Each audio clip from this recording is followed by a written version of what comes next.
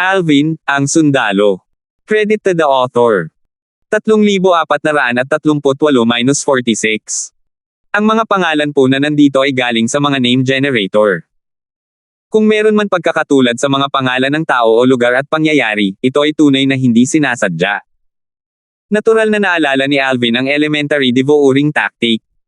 Noong nasa mundo pa siya, lubos siyang umasa sa elementary devouring tactic para mapalakas ang kapangyarihan ng Sovereign Heart Sword. Noong panahong hinahanap niya ang kanyang pamilya at mga kaibigan sa Devata Realms, ang mga salita ni Elder Hal ay pumukaw sa kanyang mga alaala. Ngayong nabanggit ni Berting ang purong langit, muling nagising ang kanyang mga alaala. Bumantong hininga siya sa kung gaano kaliit ang mundo. Ang Heavenly Emperor ng Primeval Eve ay isa sa tatlong pinakamalakas na Heavenly Emperor hanggang sa lumabas ang Master mula sa Azrael. Bukod dito, may mga tsismis din na nakamit na ng Master ang pagiging Diyos, dahilan para bumaba sa ika-4 na pwesto ang Heavenly Emperor ng Primeval Heaven, nalaman ito ni Alvin mula kay Elder Hal. Si Berting ang pangatlong pinakamalakas na emperador sa langit. Isa sa dalawang emperador sa langit na nasa itaas niya ay nakumpirmang naging Diyos habang ang isa, katulad ni Berting, ay pinaghinalaang nakamit din ang pagka-Diyos. Bagamat pinaghihinalaan din na nakamit ng emperador ng langit ang pagka-Diyos, siya ay nasa ikatlong pwesto noon dahil mas mahina siya kaysa sa emperador ng langit na nasa pangalawa. Kung bakit siya itinulak pababa sa ika-4 na pwesto kahit na pareho silang pinaghihinalaang nakamit ng Diyos ni Berting, kailangang maunawaan na si Berting ay lumabas mula sa impyerno ng Ozure, isa sa 7 pinakamalalang lugar sa Devata Realms, nang walang pinsala. Sa kasaysayan ng lahat ng Devata Realms, wala ni isa sa mga tinaguriang emperador ng langit, mula sa isang bituin na Diyos ng digmaan hanggang sa 8 bituin na Diyos ng digmaan, ang nakalabas ng buhay mula sa impyerno ng Ozure. Dahil walang kilalang salaysay tungkol sa pagpasok ng 9 Star Gods of War sa Azrael, pinagtatalunan ng ilang tao na may posibilidad na makaligtas sila sa Azrael, ngunit inisip ng karamihan na malabong mangyari ito dahil mapanganib ang Azrael kahit sa mga ordinaryong Diyos. Sa oras na ito, sinabi ni Berting kay Alvin, mayroon pang 1 taon. Sa panahong ito, tumira ka sa akin. Kung wala kang naiintindihan, maaari mo akong kausapin. Hindi kita ginulo sa nakalipas na 100 taon dahil umaasa akong makakalikha at makakaintindi ka ng sarili mong daw batay sa aking sword daw at sa mga marka ng espada na iniwan ko. Ginamit ko ang aking sword daw kasama ang batas ng pagkawasak, sa makatuwid, imposibleng kopyahin mo ng lubusan ang aking sword daw maliban kung mauunawaan mo rin ang batas ng pagkawasak. Gayunpaman, matagal iyon. Bagamat tiyak na magagamit mo ang aking sword daw kasama ang batas ng kalawakan na iyong naunawaan, maasa ako na makakalikha at makakaintindi ka ng sarili mong daw gamit ang batas ng kalawakan batay sa aking sword daw. Mayroon akong malakas na pakiramdam na kung magtatagumpay ka, ang lakas ng iyong sword daw ay maaaring mas malakas pa kaysa sa akin. Ang batas ng kalawakan ay isa sa 4 na kataas-taasang batas, kung tutuusin. Bukod dito, kasama ng batas ng panahon, kilala itong napakahirap unawain. Nagpatuloy si Berting sa pagsasabing, sa susunod na taon, hindi mo na kailangang intindihin ang aking sword daw. Magtuon tayo sa paglikha at pag-unawa sa sarili mong daw batay sa aking sword daw. Natural lang, kung sa tingin mo ay hindi angkop sa iyo ang payo ko, dapat mong piliin na tahakin ang landas na komportable ka. Tutal, hindi ko magagarantiyahan ng 100% na angkop sa iyo ang payo ko.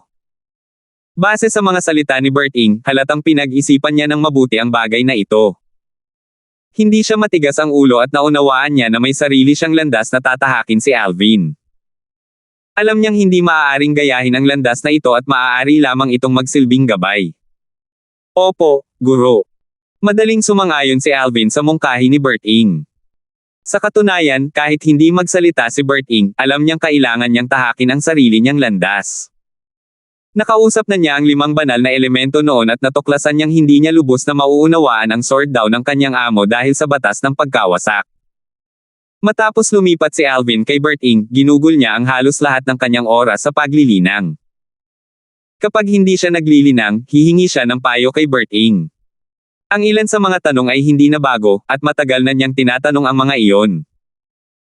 Matapos matiyagang sagutin ni Berting ang tanong ni Alvin, natuklasan ni Alvin na ito ay katulad ng sinabi ni Berting noon. Ang payo ni Berting ay kalahati lamang ang angkop para sa kanya. Kaya naman, kinailangan niyang gumawa ng bagong landas para sa kanyang sarili. Habang lumilipas ang mga araw, ang daw ni Alvin na nilikha gamit ang batas ng kalawakan ay unti-unting nahuhubog. Napuno ng papuri si Berting nang makita niya ang bilis ng pag-unlad ni Alvin. Sinabi niya kay Alvin, natatakot ako na ang lahat ng walang kapantay na talento na wala pang 1,000 taong gulang ay magsisilbing panangga mo lamang sa labanan ng mga henyo ng Devata Realms. Sa loob-loob niya, naisip niya, kabilang dito ang walang kapantay na henyo mula sa Title Temple. Kasunod nito, bumulong si Berting sa sarili habang kumikislap ang kanyang mga mata, ang Title Temple ay nagbabalak na kumuha ng mga walang kapantay na henyo gamit ang Exploding Element Celestial Fruit. Naku, natatakot ako na matatalo sila sa pagkakataong ito at mawawala ang prutas sa Heavenly Palace ng Solitary Destructive Heaven. Guro, kailan tayo aalis? Tanong ni Alvin. Handa na siyang umalis. Dahil ang kanyang pamilya at mga kaibigan ay nasa kanyang maliit na mundo, wala siyang gaanong kailangang gawin na paghahanda. Bukas, sabi ni Berting, may kailangan akong pag-usapan kay Edmund ngayon. Naiintindihan. Sa hapon kinabukasan. Matapos pumasok si Alvin sa transportation formation sa Heavenly Palace ng Solitary Destructive Heavenly kasama si Berting, nagtanong siya, Guro, ito ba ang unang beses mo sa Primeval Heaven? Natuklasan ni Alvin na ito ang unang pagkakataon na nakarating si Berting sa langit ng mga sinaunang langit. Gayunpaman, hindi sila nahirapang hanapin ang daan patungo sa palasyo ng langit ng mga sinaunang langit. Guro, kailan ang eksaktong petsa ng labanan ng mga henyo ng Devata Realms? Tanong ni Alvin na may kuryosidad. Hindi rin ako sigurado sa mga detalye. Malalaman natin pagdating natin sa palasyo ng langit. Medyo matatagalan bago makarating ang lahat, sabi ni Berting. Tumanggaw si Alvin. Habang nagpapatuloy sila sa kanilang paglalakbay patungo sa palasyo ng langit, biglang nagsalita si Berting ng mga salitang ikinatakot ni Alvin. Mabuti naman at taglay mo ang 5 banal na elemento, pero hindi ka dapat masyadong umasa sa mga ito. Mabilis na nakabawi si Alvin sa kanyang kahinahunan at mahinahong nagtanong, Guro, ikaw, ano ang ibig mong sabihin? Natural lang, natanto ni Berting ang kahinahunan ni Alvin. Nakangiti niyang sinabi, hindi mo kailangang kabahan. Noong una kitang makilala, naramdaman ko na ang mga aura ng 5 banal na elemento sa iyo. Bukod pa rito, hindi rin dapat mababa ang kanilang mga anyo. Higit sa lahat, karamihan sa mga tao ay mayroon lamang 1 banal na elemento, ngunit mayroon ka talagang lahat ng 5 banal na elemento. Bukod doon, nakakaramdam din ako ng malakas na enerhiya ng sigla. Kung hindi ako nagkakamali, ang iyong maliit na mundo ay dapat naglalaman ng isang sukdulang kayamanan na nagtataglay ng nakakatakot na enerhiya ng espiritu ng langit at lupa. Ang kayamanang ito ay dapat makatulong sa isang tao na maunawaan ang batas ng buhay. Napangiti ng mapait si Alvin nang marinig niya ang mga sinabi ni Berting. Guro, paano mo nalaman? Bahagyang ngumiti si Berting, matapos maabot ng isang tao ang isang partikular na antas ng cultivation base, mararamdaman niya ang maraming bagay na karaniwang nakatago. Sa aking palagay, tanging isang makapangyarihang Diyos lamang ang makakaramdam ng mga aura sa iyo. Isa ka ng Celestial Emperor ngayon, kung tutuusin. Ang dahilan kung bakit ko nararamdaman ang mga aura ay dahil sa isang kayamanang nagawa kong pinuhin noong nasa impyerno ng Ozure. Ang kayamanang ito ay walang ibang gamit kundi ang dagdagan ng aking kapangyarihan ng persepsyon ng mahigit 10 beses. Sa kabila ng mapagpakumbabang mga salita ni Berting, alam ni Alvin kung gaano katakot para sa isang tao na maging ganito kataas ang persepsyon. Ang persepsyon ng isang tao ay konektado sa kanyang banal na kamalayan, ngunit ito ay hiwalay sa kanyang banal na kamalayan. Kung 100 taon na ang nakalilipas, maaaring hindi naunawaan ni Alvin ang kapangyarihan ng pandama.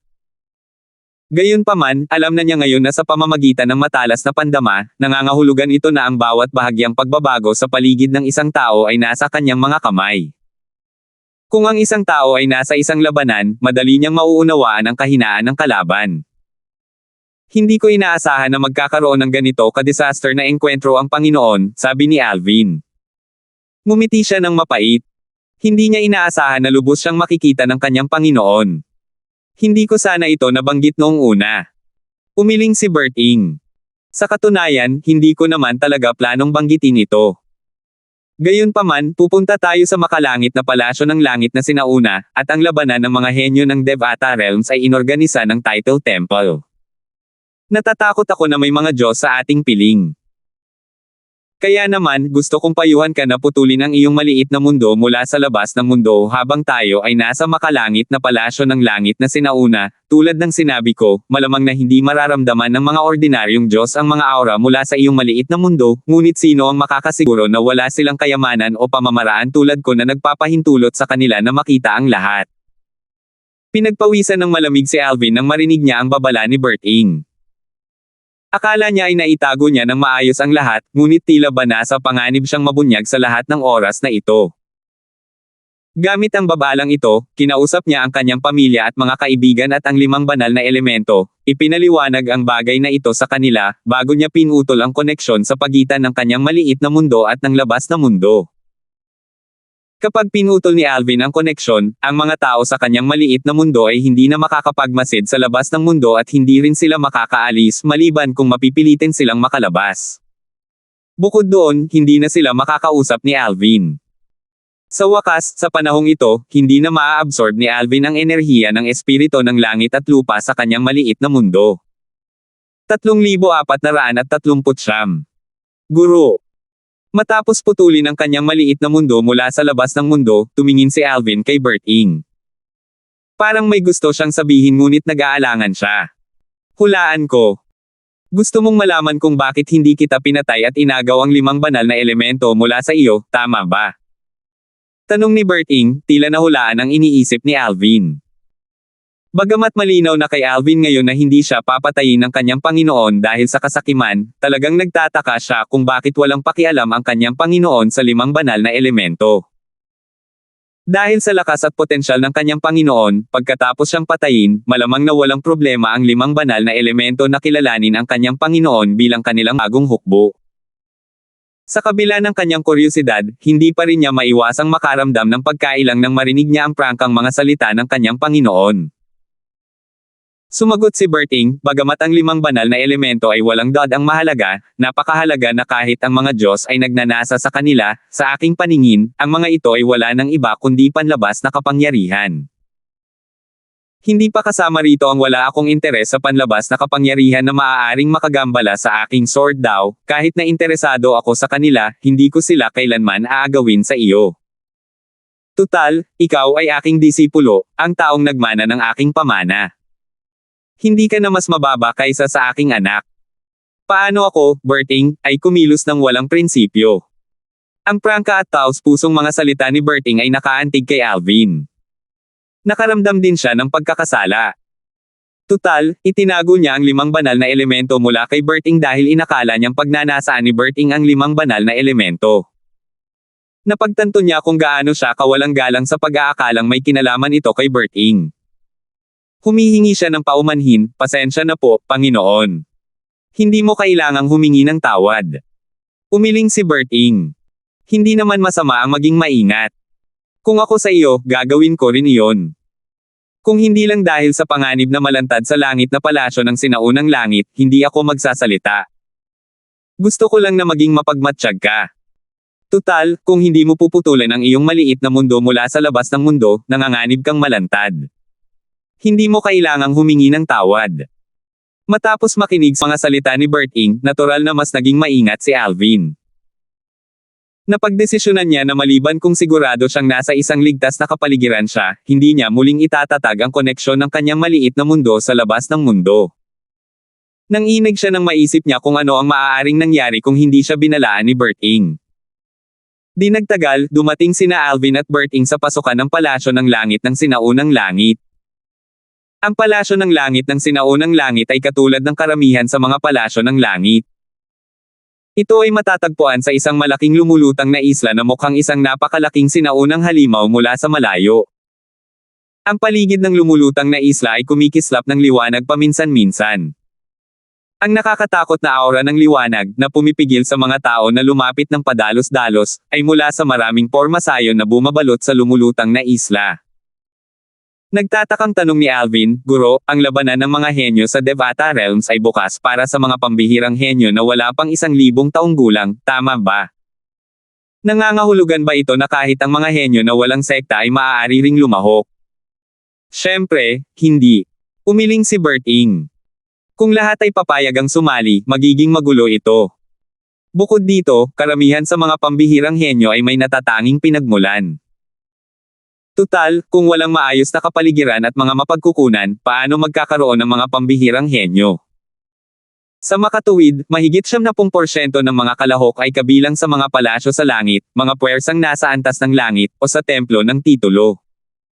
Napakaliit ng bilang ng mga henyong walang sekta. Ang mga henyong walang sekta na nakalahok ay walang dod ang nakakaranas ng mga nakakagulat na hindi inaasahang engkwentro. Kung hindi, hindi sila makakasali. Tumango si Alvin bago muling nagtanong, kung gayon, ang mga henyong walang sekta na ito ba ay basta na lang sumusulpot sa palasyo ng langit na sinaunang langit? Pinipili ba agad ng palasyo ng langit na sinaunang langit ang mga henyong walang sekta na ito? Siyempre, hindi. Umiling si Bert Ing. Una, para makasali, ang mga henyong walang sekta na ito ay kailangang maging mga Celestial Emperor at may lakas na halos maihahambing sa isang may titulong Celestial Emperor. Bukod doon, dapat din nilang maunawaan ang lalim ng double fusion. Ang mga makakatugon sa mga kondisyong ito ay maaaring mag-apply upang lumahok sa Title Temple. Kung sila ay mapili, dadalhin sila ng Title Temple sa Heavenly Palace ng Primeval Heaven. Tumango si Alvin. Nagpatuloy si Bert Ing sa pagsasabing, para naman sa mga nagmula sa mga palasyo sa langit, binibigyan sila ng mga espesyal na pribilehiyo. Hindi nila kailangan ang pagsang-ayon ng templo ng titulo at direktang makilahok. Halimbawa, inutusan ko na si Edmund na dalhin dito ang ating mga disipulo ng palasyo sa langit. Dinadala ni Senior Edmund ang iba pang mga disipulo rito. Napagtanto ni Alvin. Sa katunayan, kanina pa niya iniisip ang bagay na ito. Tiyak na may iba pang mga batang henyo sa Heavenly Palace ng Solitary Destructive Heaven, ngunit nagtataka siya kung bakit walang ibang sumama sa kanya at kay Bert Ing papunta sa Heavenly Palace ng Primeval Heaven. Lumalabas na si Edmund ang nag-aasikaso sa iba pa rito. Tungkol naman sa mga mula sa mga puwersang nasa antas langit, kadalasan ay may koneksyon sila sa kani-kanilang mga palasyo sa langit para madala nila rito ang kanilang mga disipulo para lumahok. Sa kabilang banda, ang mga walang koneksyon mula sa mga puwersang nasa antas langit ay dapat ding kumuha ng pagsang-ayon ng templo ng titulo, paliwanag ni Bert Ing. Matapos makinig sa paliwanag ni Bert Ing, napagtanto ni Alvin na ang Title Temple at ang 81 Heavenly Palaces ng Devata Realms lamang ang hindi nangangailangan ng pagsang-ayon upang lumahok sa labanan ng mga henyo ng Devata Realms. Maaaring may mga Diyos mula sa templo ng titulo sa palasyo ng langit ng sinaunang langit, di nagtagal, naalala ni Alvin ang naunang paalala ni Bert Ing tungkol sa panganib ng paglalantad ng 5 banal na elemento sa kanyang maliit na mundo. Sa sandaling ito, isang malakas at malinaw na boses ang umalangaw-ngaw sa hangin. Panginoong Emperador sa langit. Nang tumangala si Alvin, nakita niya ang isang maskuladong lalaking nasa katanghaliang gulang na papalapit sa kanila mula sa dulong kaliwa. Ito ay walang iba kundi si Edmund, ang makalangit na Savage Celestial Emperor. Bukod doon, nakita niya ang 3 tao, 2 binata at isang babae, na nakasunod sa likuran ni Edmund. Isa sa mga binata ay nakasuot ng mapusyaw na kulay cyan na damit at may dalang mahabang espada na may kaluban sa kanyang likod. Bagamat karaniwan lamang ang kanyang anyo, matalas ang kanyang mga titig. Sa sandaling ito, tumingin siya kay Bert Ing nang may maalab na tingin habang sinasabing, pagbati, Panginoong Emperador sa langit. Ang 2 pang tao, isang binata na may maarte at nakasuot ng kulay abo at isang maganda at matamis na dalaga na nakasuot ng mahabang mapusyaw na berdeng damit, ay magalang ding bumati kay Bert Ing. Tumango si Bert Ing bilang tugon bago tumingin sa pasukan ng Heavenly Palace ng Primeval Heaven at sinabing, dahil nandito na kayong lahat, sabay-sabay na tayong pumasok. Naiintindihan. Si Edmund at ang 3 pa ay sumunod kay Bert Ing habang si Alvin ay sumunod kay Bert Ing. Habang naglalakad si Alvin, ramdam niya ang masidhing titig na tumatago sa kanyang likuran. Sa katunayan, ramdam niya na ang isa sa mga titig ay puno ng sama ng loob. Bahagya siyang lumingon at natuklasan na ang taong nakatingin sa kanya ng may masamang balak ay ang binata na may dalang mahabang espada sa kanyang likod. Ang titig ng binata ay puno ng hinanakit nang tumingin ito sa kanya. Si Edmund, na nakaramdam ng tensyon sa pagitan ni Alvin at ng binata na nakasuot ng sayan, ay nagpadala ng voice transmission kay Alvin upang ipakilala ang tatlong tao. Young Master, ang dalaga ay apo ng isang matandang kaibigan ko. Ang binata na nakasuot ng navy robe ay inapo ng isang may titulong Celestial Emperor mula sa ating palasyo sa langit. Pareho silang wala pang 1,000 taong gulang, at halos kasing lakas sila ng isang may titulong Celestial Emperor. Sandali siyang tumigil bago nagpatuloy sa pagsasalita. Tungkol naman sa binata na nakasuot ng sayan, siya ay mula sa ating Solitary Destructive Heavens Mystic Sword Sect, isang sekta na nasa antas ng langit. Dahil medyo kilala ko ang sect leader ng Mystic Sword Sect, hiniling niya sa akin na isama ang binata na ito para hindi na nila kailangang pumunta sa Title Temple para humingi ng pagsang-ayon. Patuloy na sinabi ni Edmund sa pamamagitan ng voice transmission, sa 3 taong ito, ang binata na nakasuot ng sayan ang pinakamalakas. Bagamat wala pa siyang natatanggap na titulo, ang kanyang lakas ay maihahambing sa isang may titulong Celestial Emperor. Sa makatuwid, maituturing siyang isang 800 taong gulang na may titulong Celestial Emperor. Marahil, siya ay mayabang dahil sa kanyang talento. Sinabi ko na sa kanilang lahat na naglalakbay ka kasama ang ating Panginoong Heavenly Emperor dahil ikaw ang tunay na disipulo ng ating Panginoong Heavenly Emperor. Sigurado akong ang kanyang puot ay nagmumula sa inggit. Pagkatapos ng lahat, pagkatapos bumalik ang ating Panginoong Heavenly Emperor mula sa Azrael, dinala siya ng Mystic Sword Sect at hiniling sa ating Panginoong Heavenly Emperor na tanggapin siya bilang isang disipulo. Sigurado akong mahuhulaan mo, ngunit tinanggihan ng ating Panginoong Heavenly Emperor ang kahilingang iyon. Matapos makinig sa mga salita ni Edmund, paanong hindi maintindihan ni Alvin na ang binata na nakasuot ng kulay cyan ay masungit at selosa dahil siya ang tunay na disipulo ni Bert Ing, ang Heavenly Emperor ng Solitary Destructive Heaven. 3,440. Medyo nagulat si Alvin nang marinig niyang ang binata na nakasuot ng sayan ay isang Celestial Emperor na ang lakas ay maihahambing sa isang may titulong Celestial Emperor kahit na mahigit 800 taong gulang lamang siya ng bahagya.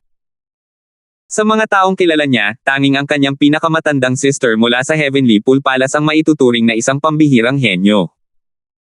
Kahit na noon, taglay lamang niya ang ganitong lakas noong siya ay lampas na sa edad na 1,000. Bagamat malaki ang kanyang pag-unlad pagkatapos lumampas sa edad na 1,000, hanggang sa puntong siya ay kasing lakas ng Palace Master ng Heavenly Pool Palace, ang kanyang mga nagawa bago ang edad na 1,000 ay hindi maihahambing sa binata na nakasuot ng sayan mula sa Mystic Sword Sect. Young Master, sa kabila ng kanyang paninibugho at sama ng loob, naniniwala akong hindi siya masama. Dapat mo na lang siyang baliwalain, sabi ni Edmund. Kakilala niya ang ilang elder ng Mystic Sword Sect, kaya naman, umaasa siyang hindi magagalit ang binata na nakasuot ng sayan na damit kay Alvin.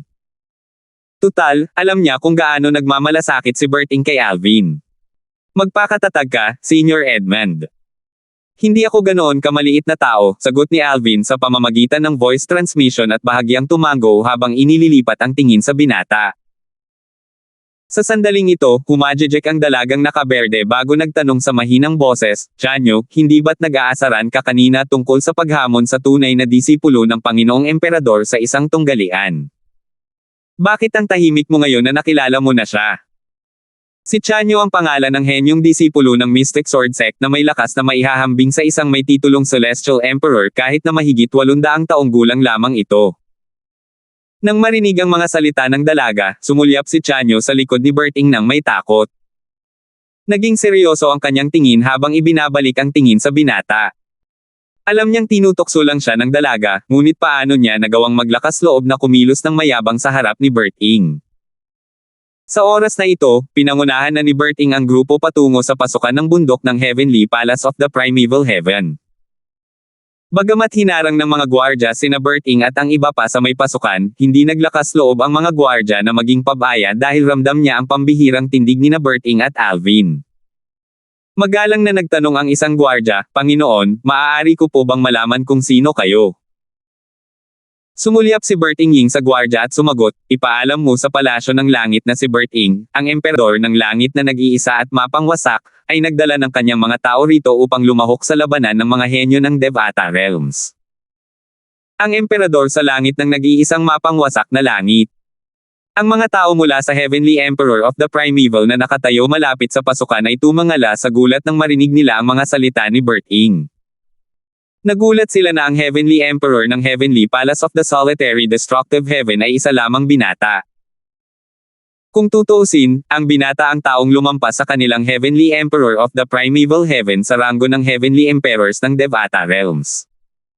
Dati, ang Emperador ng Langit ng Purong Langit ay nasa ikatlong pwesto sa ranggo.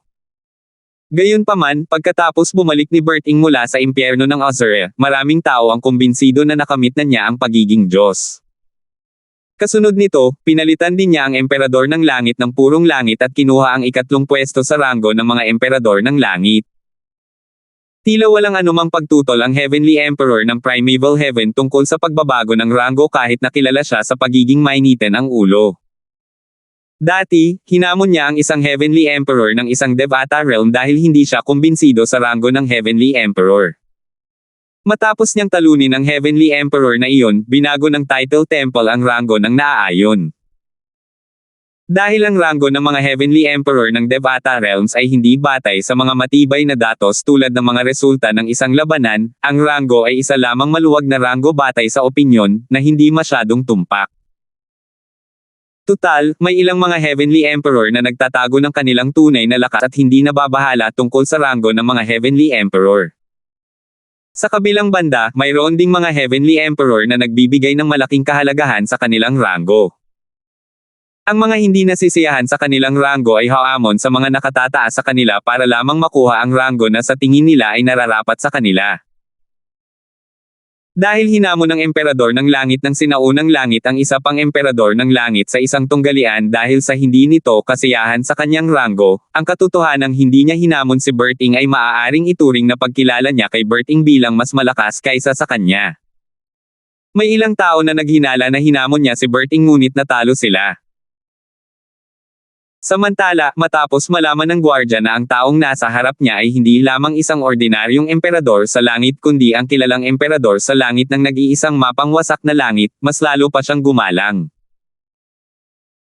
Panginoong Emperador sa Langit, ipapaalam ko agad sa mga matatanda ng ating palasyo sa langit upang may parating ang mensahe sa ating Panginoong Emperador sa Langit.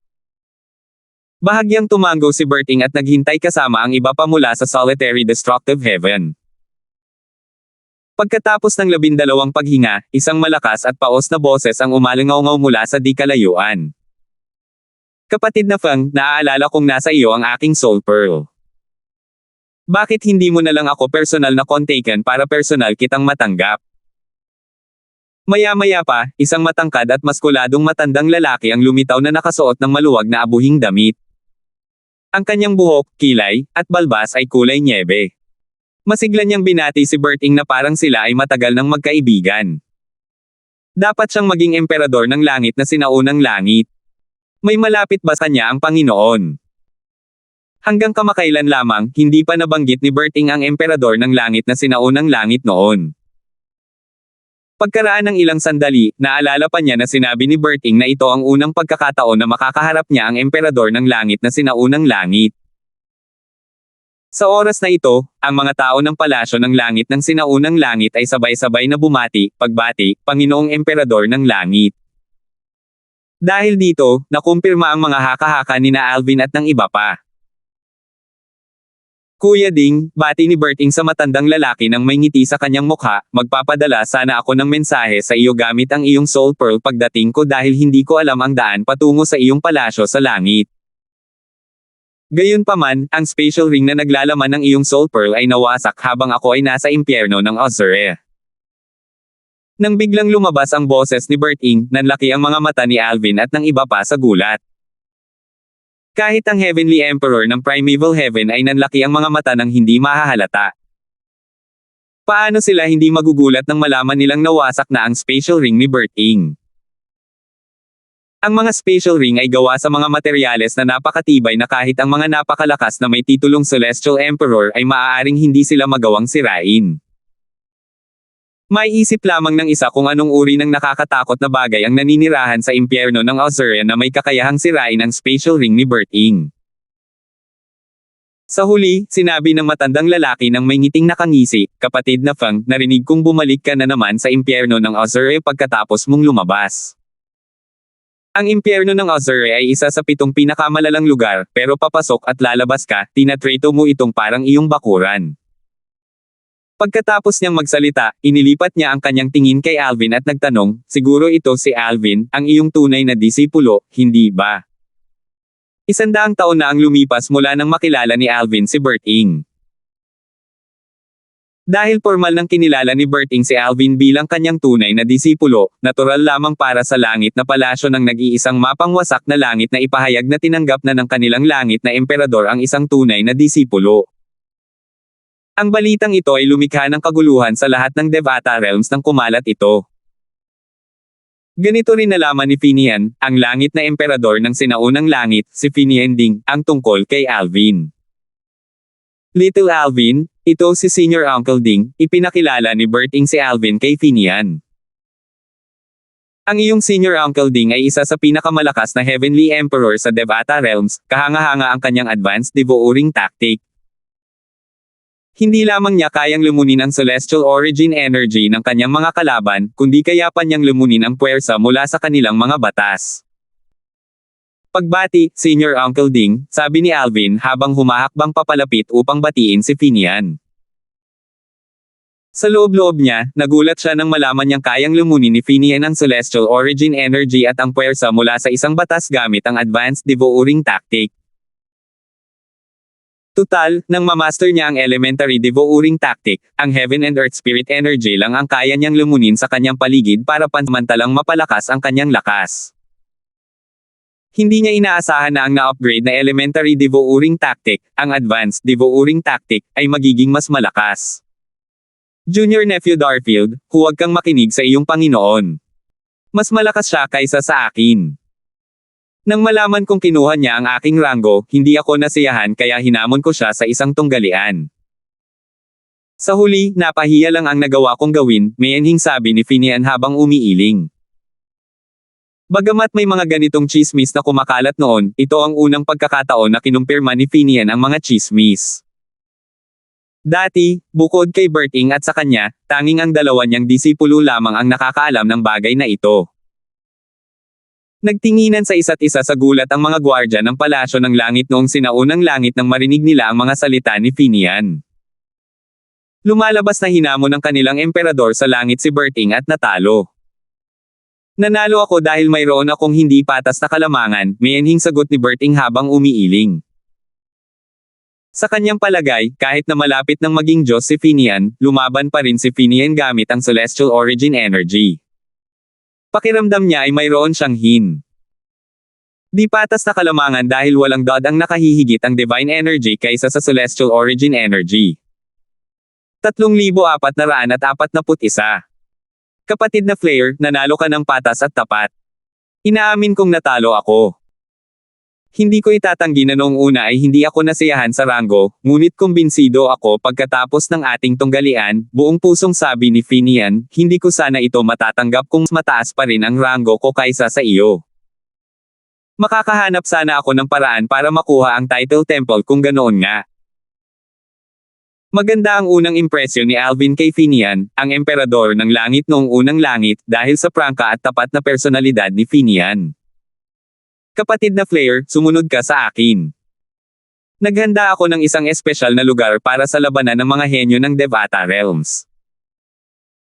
Ang mga mula sa Title Temple, mga palasyo sa langit, at ang mga puwersang nasa antas langit ay nagtitipon doon. Gayunpaman, inayos ko na rin ang iyong matutuluyan kung gusto mong magpahinga habang hinihintay mong magsimula ang labanan ng mga henyo. Sabi ni Finian. Natural lang, alam ni na Alvin, Edmund, Chanyo, at ng iba pa na si Finian ay magalang at masigasig lamang dahil kay Berting. Kuya Ding, hindi mo na kailangang mag-abala pa, umiling si Berting at sinabing, maaari tayong maghintay kasama ang iba. Bukod dito, mainam na hayaan ang mga batang ito na makihalubilo sa iba pang mga kalahok bago magsimula ang labanan ng mga henyo. May punto ka, Kuya Flair, nakangiting sabi ni Finian. Hindi niya sinubukang hikayatin si Berting. Ang mga chaperone at ang mga kalahok mula sa Title Temple, Heavenly Palaces, at mga puwersang nasa antas langit ay inilagay sa iba't ibang lugar. Kaya naman, bago umalis si Finian kasama sina Berting at Edmund, inutusan niya ang kanyang mga tauhan na pamunuan si Alvin at ang iba papatungo sa lugar kung saan nagtitipon ang mga kalahok. Ang taong nangunguna kay Alvin at sa iba papatungo sa itinalagang lugar ay isang payat na binata na nakasuot ng mahaba at maluwag na abuhing damit. Sa kabila ng kanyang karaniwang anyo, ang kanyang mga matay maliwanag at masigla. Ikaw siguro si Junior Brother Darfield, tama ba? Sinabihan ako ng aking Panginoon na alagaan kitang mabuti. Sa kabila ng kanyang ordinaryong anyo, alam ni Alvin na ang binata na nakaabong damit ay isang makapangyarihang may titulong Celestial Emperor.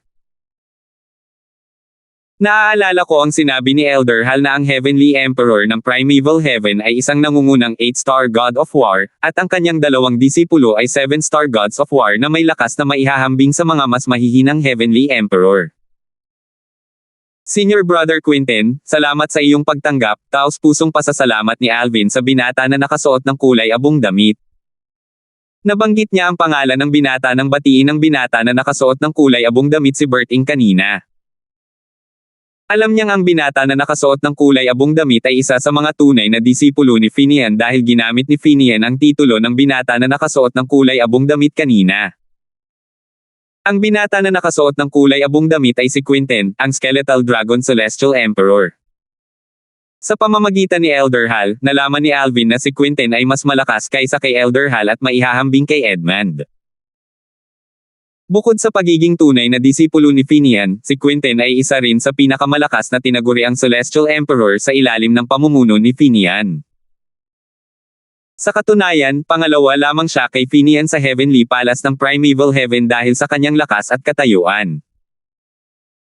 Si Quinten ay may nakababatang kapatid na babae, ang isa pang tunay na disipulo ni Finian, na isa ring 7-star God of War, ngunit medyo mas mahina siya kaysa kay Quinten.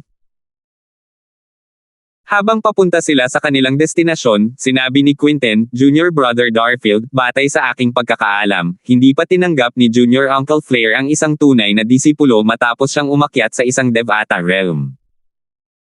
Tinanggihan niya ang maraming henyo na gustong maging disipulo niya.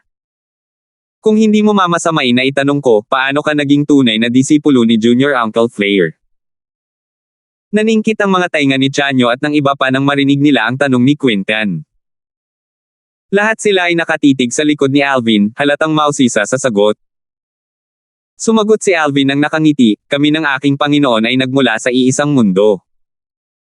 Pinalad akong manahin ang pamana ng aking Panginoon sa mundong ito. Kaya ako naging tunay niyang disipulo. Ang parehong makamundong kaharian.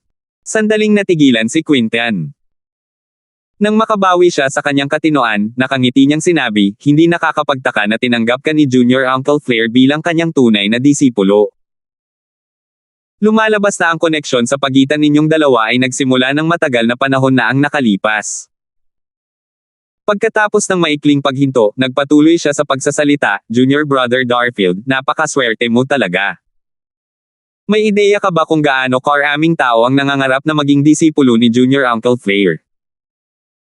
Pagkatapos niyang bumalik mula sa impyerno ng Azure, mas marami pang tao ang gustong kilalanin siya bilang kanilang Panginoon. Maraming elder mula sa mga puwersang nasa antas ng langit sa iba't ibang Devata realms ang nagdala sa mga nakababatang henerasyon upang bisitahin si Junior Uncle Flair sa Heavenly Palace ng Solitary Destructive Heaven sa pag-asang tatanggapin niya sila bilang mga disipulo.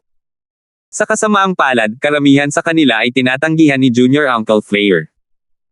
Iilang nominal na disipulo lamang ang tinanggap niya dahil nakaramdam siya ng utang na loob sa ilan sa mga elder na nakatulong sa kanya ng malaki noon.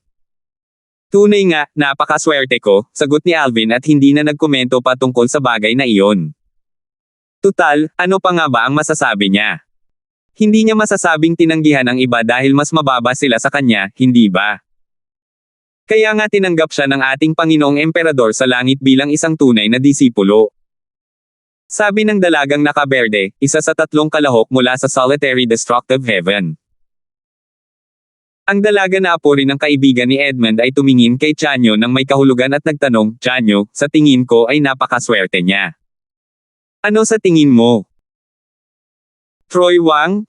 Pwede mo nang itigil ang pang-uudyok sa akin, walang tonong sabi ni Chanyo, alam kong gusto mong hamanin ko siya sa isang tunggalian para makita mo ang lakas niya. Huwag mong isipin na hindi ko alam na plano mo siyang hamanin kung manalo ako. Hindi ako isang kasangkapan na magagamit mo. Bukod dito, lahat ng kalahok ay magkakaroon ng pagkakataong maglaban sa isa't isa sa labanan ng mga henyo. Kahit ang mga natalo ay bibigyan ng pagkakataong hamanin ang mga nanalo. Hindi inaasahan ni Troy na ilalantad ni Chanyo ng ganito kalalim ang kanyang mga iniisip. Nahihiya at nagagalit siya. Sa pagkakataong ito, si Quentin na nakarinig ng usapan ay humajejek bago sinabing, Junior Brother Darfield, mukhang interesado sila sa lakas mo. Nandito lang ba para manood o kasali ka rin sa labanan ng mga henyo ng Devata Realms? Nandito ako para lumahok, sagot ni Alvin habang kumikislap ang kanyang mga mata. Hindi siya nabagabag sa mga salita ni Chanyo at Troy. Wala siyang duda na ang dalawa ay may talento dahil sila ang napiling lumahok sa Devata Realms, Battle of the Geniuses, ngunit ang kanyang mga pag-unlad sa nakalipas na 300 taon ay kahanga-hanga. Bukod sa pagpapalawak ng kanyang pag-unawa sa batas ng kalawakan gamit ang Supreme Powerhouse Divinity, siya rin ay naging isang 9 Palaces Celestial Emperor at hindi nalalayo sa isa pang tagumpay. Kahit na walang tulong ng 5 Divine Elements, tiwala siyang kaya niyang patayin ang isang ordinaryong tinatawag na Celestial Emperor sa pamamagitan lamang ng isang atake. Sa totoo lang, hindi inakala ni Alvin na makakalaban niya sina Troy o Chanyo. Karamihan sa mga kalahok ay kapantay ni Chanyo at Troy. Sa kanyang palagay, tanging ang iilang mas malakas kaysa sa iba ang kanyang mga kalaban. Kahit na noon, hindi niya inisip na magiging banta sila sa kanya. Buong tapang niyang naisip, ako, si Alvin, ang magiging kampyon ng Devata Realms, Battle of the Geniuses sa pagkakataong ito. Ang gantimpala mula sa Title Temple, ang Exploding Element Celestial Fruit, ay magiging akin. Kahit ang mga henyo mula sa Title Temple ay maaaring kalimutan ang pakikipagkompetensya sa akin. Tatalunin ko silang lahat kahit na mayroon silang mga sikretong armas. Bahagyang napataas ang kilay ni Troy nang makita niyang hindi nag-react si Alvin kahit narinig nito ang kanilang pag-uusap. Hindi niya talaga moari kung si Alvin ba ay talagang may talento o sadyang swerte lang. Kung hindi sinabi sa kanya ni Edmund na malakas si Alvin, malamang ay hinamon na niya ito ngayon. Nang marinig ang sagot ni Alvin, nagliwanag ang mga mata ni Quentin. Nandito ka ba para sumali? Junior Brother Darfield, anong ranggo ang gusto mong makuha? Sa pagkakaalam ko, sa pagkakataong ito ay mayroong hindi bababa sa 2,000 kalahok sa Devata Realms, Battle of the Geniuses. Narinig ko mula sa aking Panginoon na sa mga kalahok sa pagkakataong ito, may mga inapo mula sa mga powerhouse na naninirahan sa liblib na lugar. Ayon sa kanya, ang ilan sa mga powerhouse na ito ay mas makapangyarihan pa kaysa sa mga Heavenly Emperor. Marami sa kanila ay mga nangungunang 7-star at 8-star gods of war. Sa katunayan, siguradong alam ng aking Panginoon na ang isa sa kanila ay isang 9-star god of war na hindi isang Heavenly Emperor. Bahagya lamang nagulat si Alvin sa mga sinabi ni Quentin. Tutal, may ilan na mas gustong mamuhay ng tahimik at maglinang ng mag-isa at ayaw maging isang emperador sa langit. Pagkatapos ng ilang sandali, mahinahon siyang sumagot kay Quentin, unang pwesto. 3,442. Unang pwesto. Sina Quentin, Chanyo, Troy, at ang binata na nakasuot ng asul na damit ay natulala at walang masabi sa sinabi ni Alvin. Akala nila ay baliw ito. Napaka hindi makatotohanan. Si Chanyo, na unang nakabawi ng katinoan, ay hindi napigil ang magsalita ng may sarkastiko, sa palagay ko ay wala ka talagang alam tungkol sa mga kalahok sa labanan ng mga henyo ng Devata Realms, hindi ba? Kung mayroong 2,000 kalahok mula sa lahat ng Devata Realms, nangangahulugan ito na ang bawat Devata Realm ay may wala pang 30 kalahok. Tanging ang mga pinakamahuhusay na henyo na wala pang 1,000 taong gulang ang lalahok sa labanan ng mga henyo ng Devata Realms. Kahit ang mga nakatira sa liblib na lugar ay lalahok dahil ang gantimpala ay masyadong kaakit-akit. Bukod dito, bukod sa gantimpala, ang mananalo ay papayagang makapasok sa lihim na silid ng mga batas ng Title Temple na umiiral na mula pa noong sinaunang panahon upang linangin doon. Dahil ang mga batas at ang kanilang lalim ay umiiral sa anyo ng enerhiya sa lihim na silid ng mga batas, kung gaano kalaki ang pagbuti ng isang tao ay depende sa kung gaano karaming enerhiya ang kaya niyang makuha. Ito ay mas madali kumpara sa karaniwang paraan ng pag-unawa sa batas. Sa makatuwid, mahigpit na binabantayan ng Title Temple ang lugar na ito. Kahit ang mga nasa Title Temple ay hindi pinapayagang pumasok ayon sa gusto nila. Tanging ang mga pinapayagang makapasok ang mga bihirang henyo. Noong nakaraan, ang mga nanalo ay hindi binibigyan ng pahintulot na makapasok sa lihim na silid ng mga batas. Sa kabila ng mga gantimpala na kinabibilangan ng mga bihirang kayamanan, hindi marami ang sasali sa labanan ng mga henyo sa Devata Realms. Sa makatuwid, upang pukawin ang interes ng mga mahuhusay na individual, nagpa siya ang templo na payagan ang panalo sa labanan na makapasok sa lihim na silid ng mga batas. Hindi na kailangang sabihin, ito ay isang tagumpay. Dahil sa lihim na silid ng mga batas, maraming mahuhusay na henyo na wala pang 1,000 taong gulang ang sabik na lumahok sa labanan ng mga henyo sa Devata Realms. Bahagyang takot ang makikita sa kanyang mga mata habang patuloy niyang sinasabi, hindi mo maiisip kung ano ang pakiramdam kapag ang lahat ng mahuhusay na henyong ito ay nagtitipon sa ilalim ng iisang bubong. 30% ng mga kalahok ay katulad ko. Sila ay mga Celestial Emperor na wala pang 1,000 taong gulang na may lakas na maihahambing sa isang may titulong Celestial Emperor.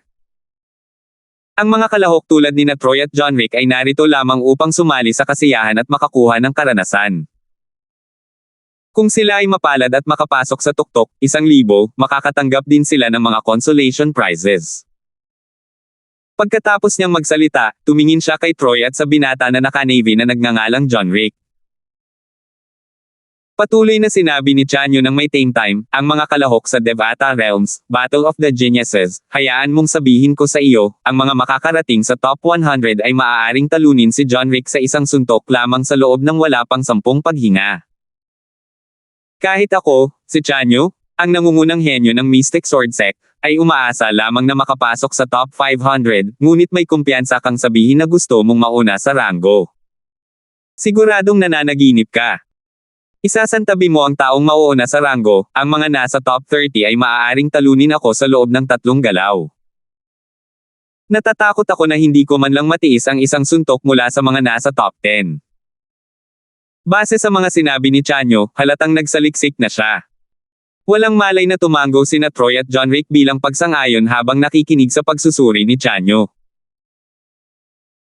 Dahil sa lakas ng loob mong sabihin gusto mong mauna sa ranggo, malamang hindi ka nagsaliksik tungkol sa mga labanan mga henyo sa mga nakaraang Devata Realms, mapanghamak na tiningnan ni Chanyo si Alvin at sinabing, ang lakas ko ay maihahambing sa isang bagong tituladong Celestial Emperor o isang one-star God of War sa 9 Serenities Battlefield. Noong nakaraang Devata Realms, Battle of the Geniuses, ang nangungunang 500 kalahok ay hindi bababa sa one-star Gods of War.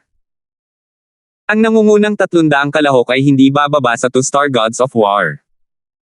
Ang nangungunang 100 ay hindi bababa sa 3-star Gods of War. Ang nangungunang 30 ay hindi bababa sa 4-star Gods of War. Ang nangungunang 10 ay hindi bababa sa 5-star Gods of War. Tungkol naman sa dating kampyon, siya ang tunay na disipulo ng Heavenly Emperor of the Limitless Cloud Heaven. Siya ay isang nangungunang 5-star God of War. Pagkatapos ng 1,000 taon, kamakailan lang ay umangat siya sa isang 6-star God of War. Wala kang ideya kung gaano kalakas ang isang 6-star God of War na wala pang 2,000 taong gulang ay nanatiling halos walang pakialam si Alvin habang nakikinig sa mga salita ni Chanyo hanggang sa marinig niya ang tungkol sa 6-star God of War na wala pang 2,000 taong gulang. Naalala niya na si Yana, ang kanyang pinakamatandang kapatid na babae sa Heavenly Pool Palace, ay isa ring 6-star God of War na wala pang 2,000 taong gulang. Nangangahulugan ito na si Yana ay maihahambing sa dating kampyon ng Devata Realms, Battle of the Geniuses. Sa paglalakbay patungo sa palasyo ng langit na sinaunang langit, nabanggit ng Panginoon ni Alvin na si Berting ang dating kampyon ng labanan ng mga henyo sa Devata Realms. Kaya naman, alam niya na ang natatanging tao siya ring tunay na disipulo ng emperador ng langit ng walang hanggang langit na ulap. Nalaman din ni Alvin mula kay Berting na ang Heavenly Emperor ng Limitless Cloud Heaven ay unang nirerango sa ranggo ng mga Heavenly Emperor ng Devata Realms. Siya ay isang taong nagpatunay sa kanyang pagiging Diyos. Matapos makinig sa mga salita ni Chanyo, minsang naalala ni Alvin kung gaano kahanga-hanga si Yana. Parang ang panganay na kapatid na babae ay nagkaroon ng ilang hindi inaasahang engkwentro. Kung hindi, imposibleng maging ganito kalakas siya kahit gaano pa siya kagaling. Naisip ni Quinten na pinagdududahan ni Alvin ang pagsusuri ni Chanyo dahil nanatiling tahimik si Alvin ng matagal na panahon. Kaya naman, sinabi niya, Junior Brother Darfield, ang kanyang pagsusuri ay medyo obetabo. Maraming natatanging henyo na karaniwang nag-iisa na nakikilahok sa labanan ng mga henyo ng Devata Realms. Lalo na tayo, kahit ang aking Panginoon ay hindi pa nakakapunta sa lihim na silid ng mga batas. Magiging kamangha-mangha kung mabibigyan ng daan papasok sa lihim na silid ng mga batas. Senior Brother Quinten, sumali ka na ba sa labanan ng mga henyo ng Devata Realms? Tanong ni Alvin na may kuryosidad. Sa kasamaang palad, hindi, umiling si Quinten at bumantong hininga, iisa lang ang pagkakataon ng bawat isa na lumahok. Noong ginanap ang labanan ng mga henyo noong panahon ko, mahigit 200 taong gulang pa lamang ako noon. Gayunpaman, kahit na isa akong Celestial Emperor na may lakas na maihahambing sa isang may titulong Celestial Emperor, mahihirapan pa akong makapasok sa top 1,000. Hindi ako pinalad, lahat ay may pagkakataon lamang na lumahok sa Devata Realm Battle of the Geniuses sa kanilang buhay. Noong ginanap ang Devata Realm Battle of the Geniuses noong panahong kwalipikado akong lumahok, mahigit 200 taong gulang pa lamang ako noon. Siyempre, bago mag-1,000 taong gulang, ang aking antas ng cultivation ay umabot na sa antas ng Celestial Emperor at maihahambing sa isang may titulong Celestial Emperor. Gayunpaman, tulad ng nabanggit ni Chanyo kanina, kahit na lumahok ako sa Devata Realm Battle of the Geniuses noong panahong iyon, mahirap pa ring makapasok sa top 1,000.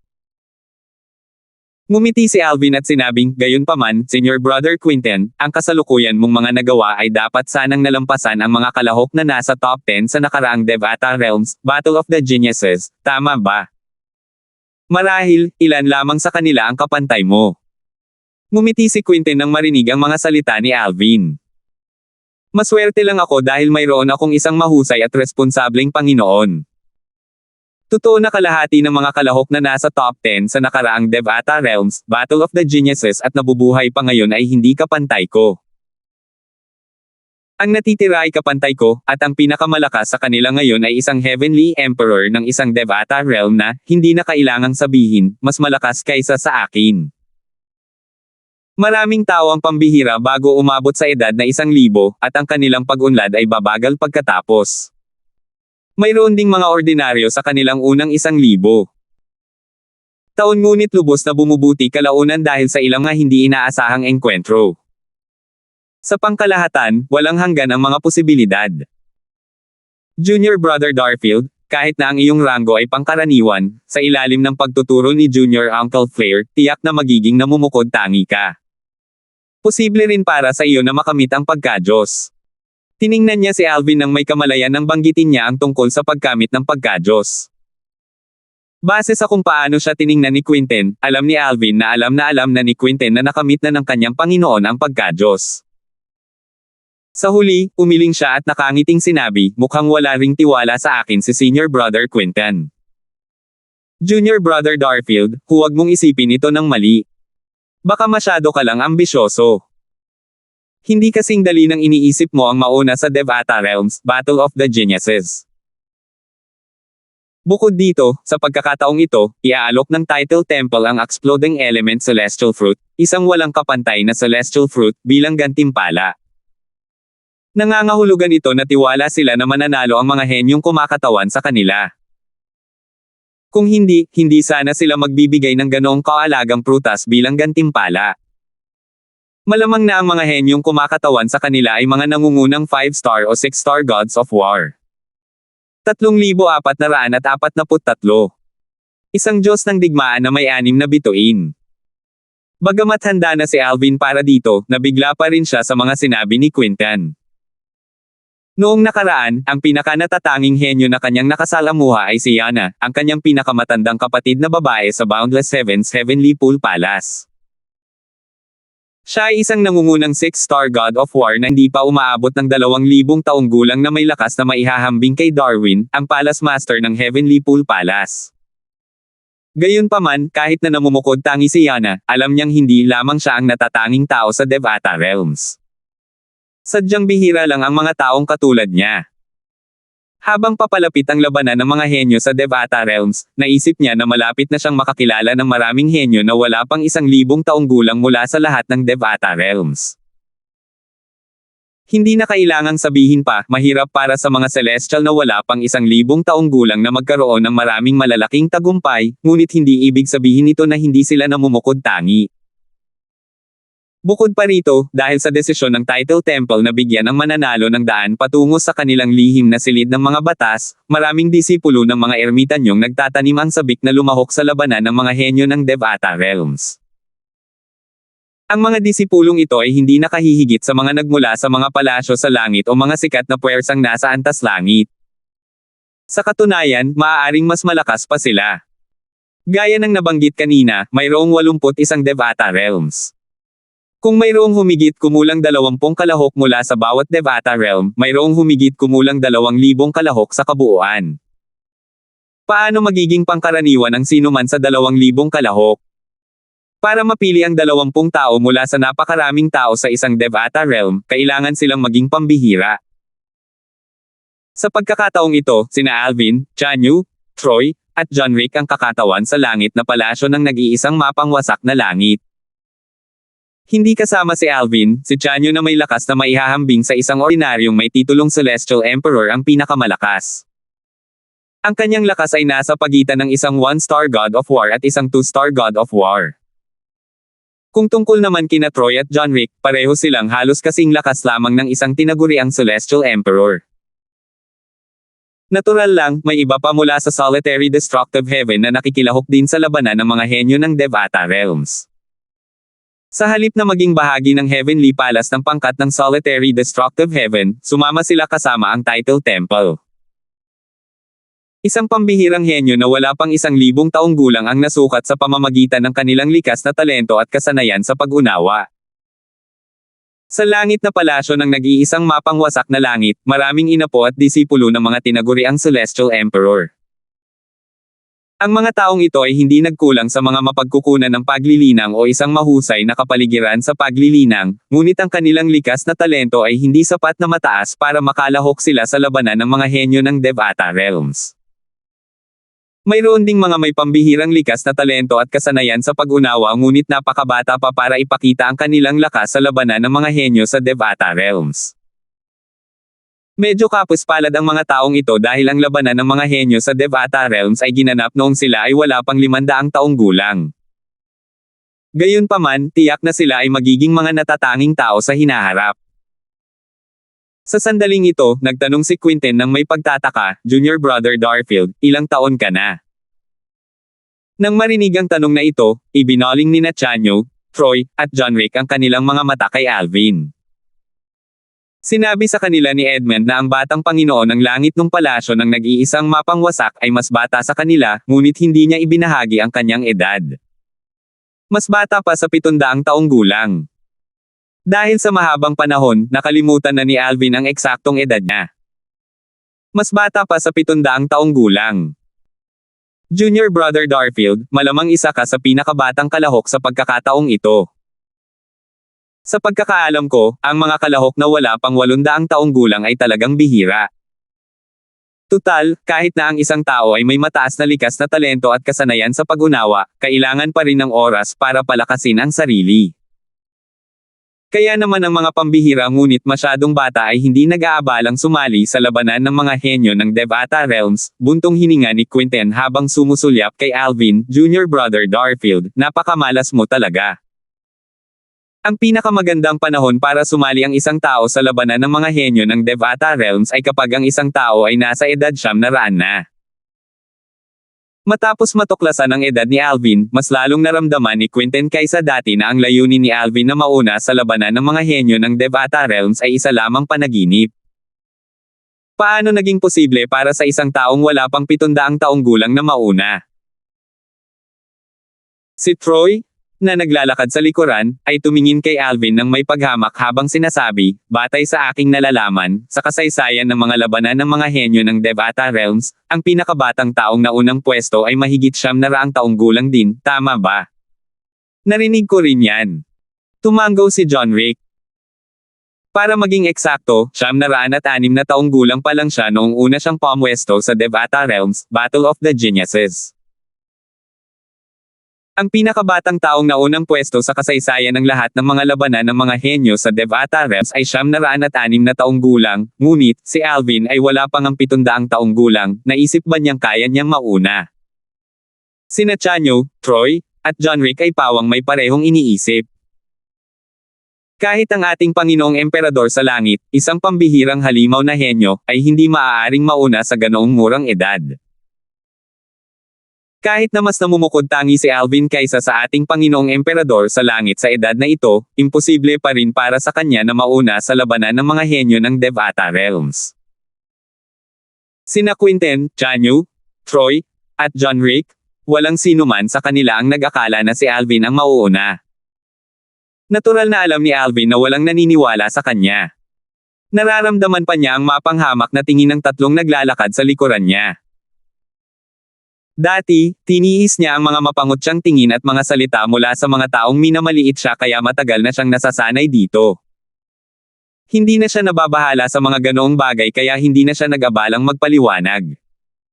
Nakarating na tayo, sabi ni Quinten pagkatapos niya silang akayin sa isang malawak na kapatagan na may mga hanay-hanay na magagandang bahay na gawa sa kahoy. Maraming tao ang makikitang nagkukumpulan sa labas ng mga bahay na gawa sa kahoy. Nang dumating sina Alvin at ang iba pa, agad nilang nakuha ang atensyon ng lahat.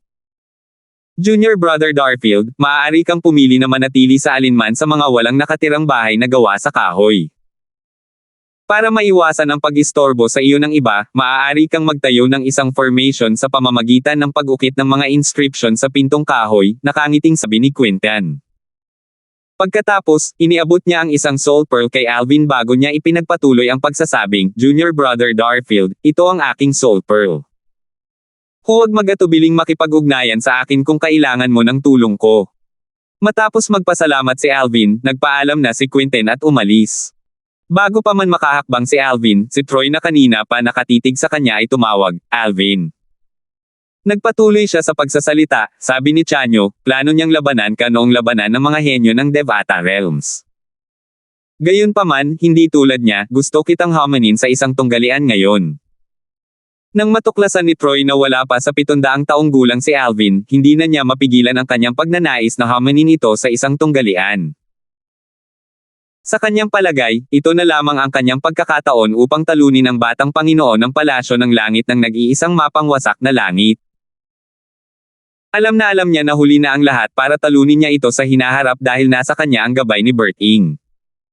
Sa hinaharap, higit siyang malalagpasan ni Alvin. Hindi ikaw ang katapat ko, walang pakialam na sabi ni Alvin bago ito tuluyang nawala sa paningin niya. Muling lumitaw si Alvin sa ibabaw ng mga hanay ng mga bahay na kahoy. Sa wakas, napadpad ang kanyang mga mata sa isang pinto ng isang bahay na kahoy na walang anumang inscription. Nang papasok na sana si Alvin sa bahay na gawa sa kahoy, isang matangkad at matipunong binata ang lumipad patungo kay Alvin. Nakangiti niyang tinanong, kaibigan ko, saan ka nang galing? Bahagyang nagulat si Alvin sa biglaang paglitaw ng binata. Gayunpaman, sumagot siya, ang nag-iisang mapangwasak na langit. Ang nag-iisang mapangwasak na langit. Nagliwanag ang mga mata ng matipunong binata. Pagkatapos, nasa sabik niyang sinabi, napakagandang pagkakataon. Marami na akong naririnig tungkol sa nag-iisang mapangwasak na langit, at hindi na ako makapaghintay na bisitahin ito. Nabalitaan ko rin na ang inyong emperador sa langit ay nakamit na ang pagka-Diyos at nasa ikatlong ranggo sa ranggo ng mga emperador sa langit ng mga Devata Realm. Kilala siya bilang Invincible Sword Celestial sa nag-iisang mapangwasak na langit, tama ba? Nabalitaan kong dadalo rin siya sa labanan ng mga henyo ng mga Devata Realm. Tuwang-tuwa ako na sa wakas ay makikilala ko na ang aking idolo. Magalang na ngumiti si Alvin. Hindi niya inaasahan na makakatagpo siya ng isang tagahanga ng kanyang amo dito. Kaibigan ko, ang pangalan ko ay Sydney, ano ang pangalan mo? Ang matangkad at matipunong binata ay naging mas palakaibigan matapos matuklasan na si Alvin ay mula sa solitary destructive heaven. Alvin, sagot ni Alvin. Papasok na sana si Alvin sa bahay na gawa sa kahoy nang masiglang nagtanong si Sydney, kaibigan ko, dahil galing ka sa solitary destructive heaven, nakilala mo na ba ang Heavenly Emperor Berting? Tumango si Alvin. Agad na sumilay ang inggit sa mukha ni Sydney. Hindi ko pa nga nakikilala ang Heavenly Emperor ng Devata Realm na pinanggalingan ko. Naging seryoso ang kanyang boses habang patuloy niyang sinasabi, gayunpaman, malalampasan ko rin siya sa kalaunan. 3,444. Sige, good luck. Tumango si Alvin kay Sydney at naglakad papasok sa bahay na kahoy na kanyang napili. 3 figure ang lumitaw sa harap ni Sydney pagpasok pa lang ni Alvin sa bahay na gawa sa kahoy. Sa tingin ko ay kasama nila si Brother Duan, habang iniisip ito, masiglang binati ni Sydney ang tatlo. Kumusta, kasama ninyo si Brother Darfield, di ba? Galing din ba kayong lahat sa solitary destructive heaven? Oo, maikli at tumatango na sagot ni John Rick. Sa kabilang banda, tuluyang hindi pinansin ni Chanyo at Troy si Sydney. Muling nagtanong si Sydney, nandito ka ba kasama ang Title Temple o kasama ang Heavenly Palace ng solitary destructive heaven? Ang palasyo sa langit. Sagot ni Heejian. Kaya hindi nagsinungaling sa akin si Brother. Talagang nakilala na niya ang Heavenly Emperor ng solitary destructive heaven. Ibig sabihin ba nito ay nakarating na ang Heavenly Emperor ng solitary destructive heaven sa Heavenly Palace ng primeval heaven? Bulong ni Sydney sa sarili ng may nagniningning na mga mata. Nakilala na niya ang ating Panginoong Emperador sa langit. Si Troy, na nakarinig sa mga salita ni Sydney, ay tumingin sa kanya. Natawa siya at natawa, hoy, hindi mo ba alam na si Alvin ang tanging tunay na disipulo ng ating Panginoong Emperador sa langit? Hindi mo ba naiisip na nakakatawa na tinanong mo ang isang tao kung nakilala na nila ang kanilang Panginoon? Maging sina Chanyo at John Rick ay hindi maiwasang tumingin kay Sydney ng may natutuwang ekspresyon sa kanilang mga mukha. Ano? Natulala si Sydney. Siya ang tunay na disipulo ng Heavenly Emperor ng solitary destructive heaven. Nabalitaan ni Sydney na ang Emperador ng Langit ng nag-iisang mapangwasak na langit ay tumanggap ng isang tunay na disipulo ilang dekada na ang nakalilipas. Nang panahong iyon, napaisip siya tungkol sa maswerteng taong napiling maging tunay na disipulo ng Emperador ng Langit ng nag-iisang mapangwasak na langit. Hindi niya inaasahan na ang taong nakilala niya kanina ay ang maswerteng taong pinag-iisipan niya. Ang tunay na disipulo ng Emperador ng Langit ng nag-iisang mapangwasak na langit. Bagamat hindi malakas ang boses ni Troy at Sydney, narinig ng mga nasa paligid ang kanilang pag-uusap. Para sa mga cultivator, hindi mahirap para sa kanila na makarinig sa ganoong kalayuan. Dahil sa revelasyon na ito, maraming mata ang agad na napunta sa bahay na gawa sa kahoy na tinitirhan ni Alvin. Walang sino man ang umasa na ang taong nakita nila kanina ay ang tunay na disipulo ni Berting na nasa ikatlong pwesto sa ranggo ng mga Heavenly Emperor ng Devata Realms. Ang Heavenly Emperor ng solitary destructive heaven ay walang tunay na disipulo bago ito. Siya ang unang tunay na disipulo ni Heavenly Emperor Berting, tama ba? Dahil tinanggap siya ni Emperador Berting ng Langit bilang isang tunay na disipulo, ang kanyang likas na talento at kakayahan sa paglilinang ay tiyak na kahanga-hanga. Iniisip ko kung gaano siya kalakas. Kailangan niyang maging lubos na malakas upang makalahok sa labanan ng mga henyo ng Devata Realms. Siyempre naman. Natural lang na ang tunay na disipulo ni Heavenly Emperor Berting ay kahanga-hanga. Malinaw na hinangaan ng mga tao sa paligid si Berting, at ang kanilang paghanga ay umabot din kay Alvin na siyang tunay na disipulo ni Berting. Malamig na ngumisi si Troy matapos marinig ang mga talakayan tungkol sa kanyang paligid.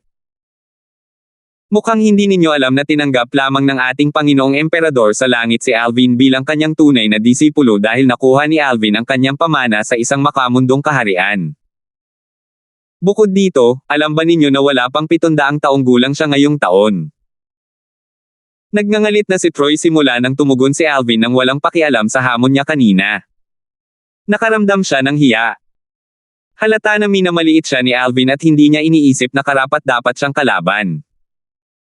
Sa kabila ng kanyang lakas ngayon, isa siya sa mga nangungunang henyo sa nakababatang henerasyon sa Solitary Destructive Heaven.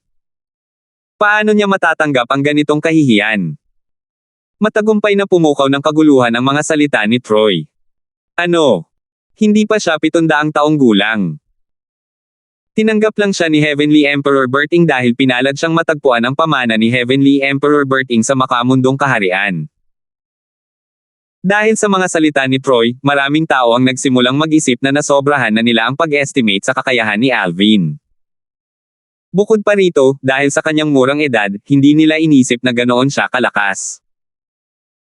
Tutal, gaano man kataas ang talento ng isang tao, gaano pa kaya kalakas ang isang tao sa murang edad na iyon. Sa huli, swerte lang talaga siya. Sa panahong ito, karamihan sa mga tao ay may palagay na tinanggap lamang ni Berting si Alvin bilang isang tunay na disipulo dahil sa tadhana. Napakaswerte ni Alvin dahil natagpuan niya ang pamana ni Berting sa isang makamundong kaharian.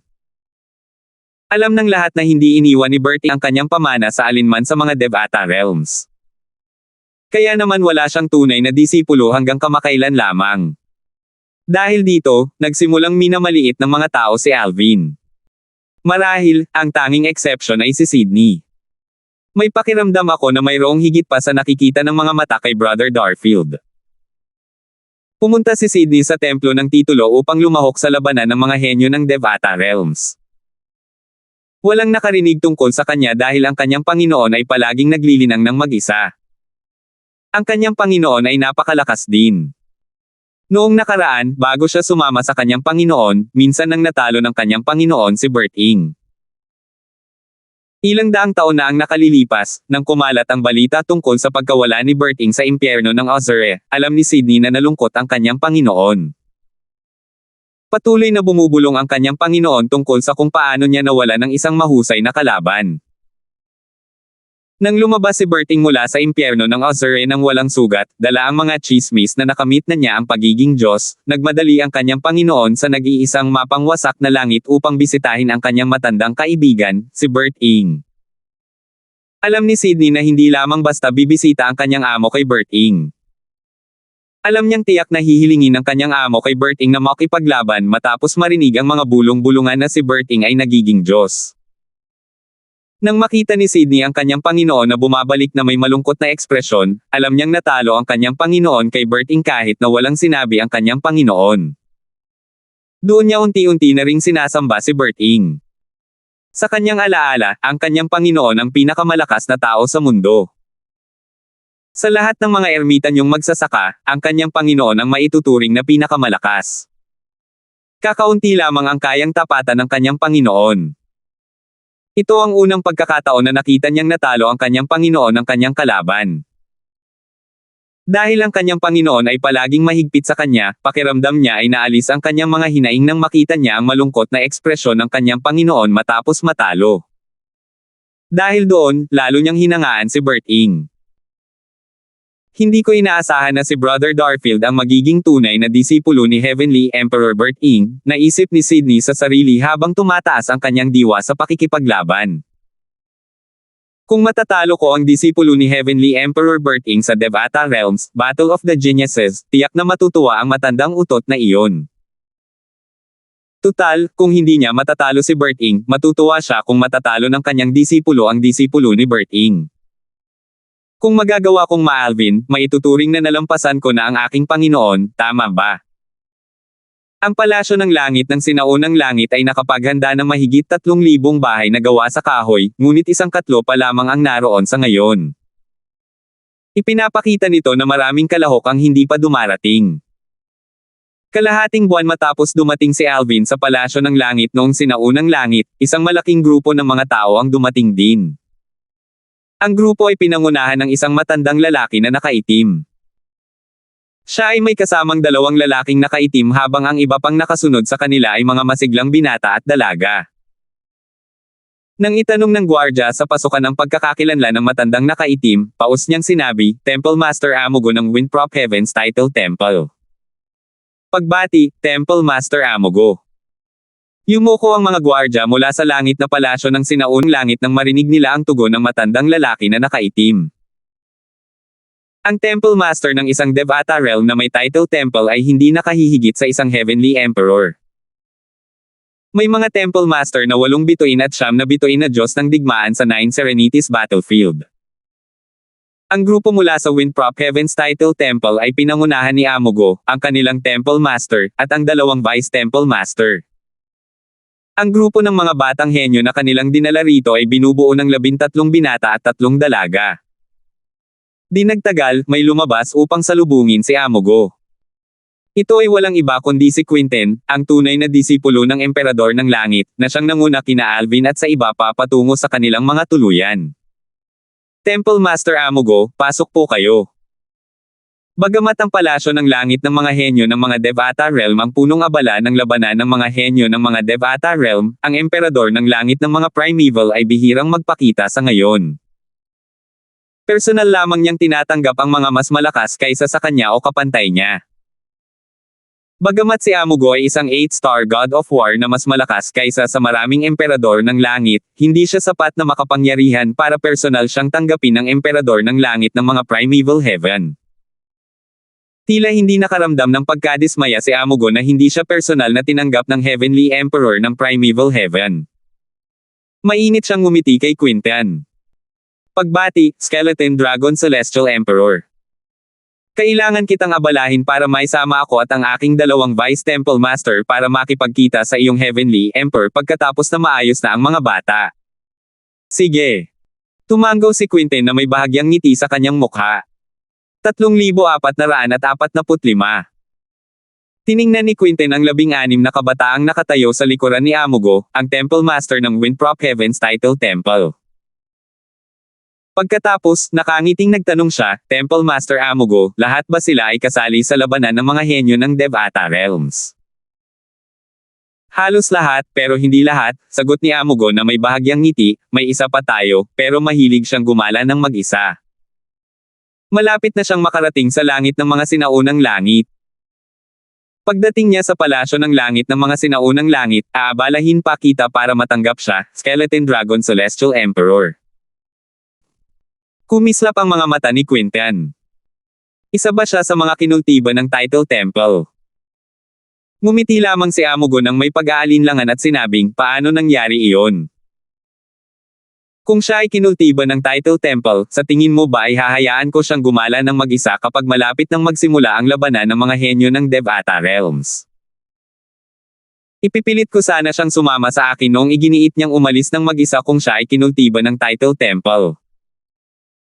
Tiningnan ni Quinten si Amugo nang may kamalayan habang sinasabi, siguro'y namumukod tangi siya para kay Temple Master Amugo para maging mapagbigay sa kanya. Isa siyang 3-star God of War, hindi ba? Isang batang 3-star God of War na wala pang 1,000 taong gulang ay sapat na ang lakas para mapabilang sa top 100 ng Devata Realms, Battle of the Geniuses. Kung mas malakas siya, baka mapabilang pa siya sa top 50.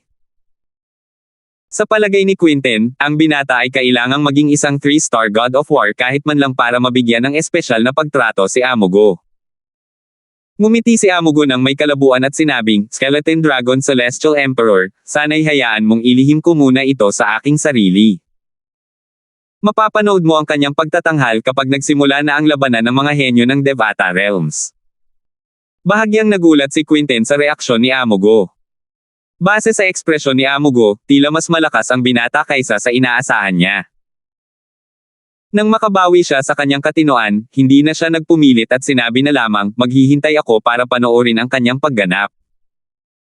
Kasunod nito, pinangunahan ni Quinten si Amugo at ang kanyang 2 Vice Temple Masters patungo sa kanilang mga tuluyan habang inutusan niya ang kanyang nasasakupan na dalhin ang 16 na henyo sa lugar kung saan nanunuluyan ang iba pang mga batang henyo.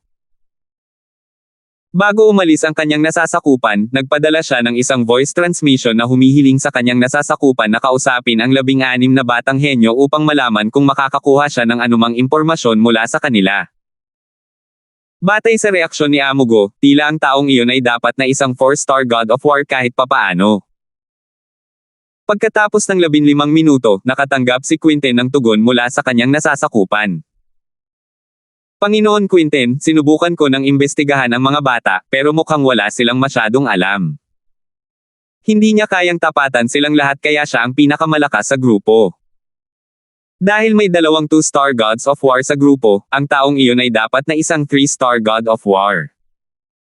Gayunpaman, sinabi nila sa akin ang pangalan niya. Ang pangalan niya ay Jude. Sa isang tigang na bundok sa kung saan sa langit ng mga sinaunang tao. Swoosh! Swoosh! Swoosh! Ang mga tunog ng mga sinag ng espada na naglalayag sa himpapawid ay umalangaw-ngaw sa buong lugar. Di nagtagal, isang malaking figure ang bumagsak sa lupa. Nang hamupa ang alikabok, nakita na ang malaking figure ay pagmamay-ari ng isang napakalaking celestial beast.